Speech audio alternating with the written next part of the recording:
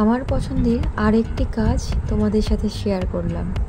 যদিও ভিডিওটা প্রায় 1 মান্থ আগেকার, তো আমি আজকে পোস্ট করলাম কারণ আমি কালকে জামাই ষষ্ঠী আছে, সেই জন্য আমি রিসেন্ট ভিডিওগুলো এডিট করার সময় পাইনি।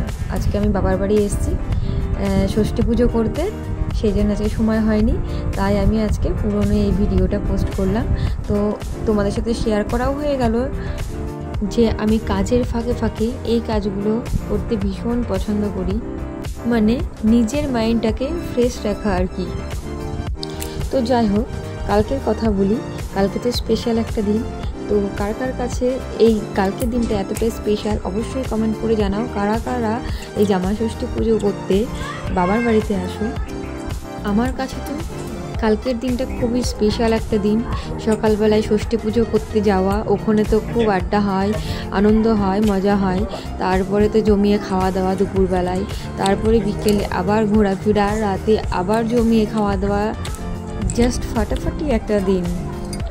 তো যাই হোক, সকলকে ষষ্ঠীর শুভ কামনা রইল।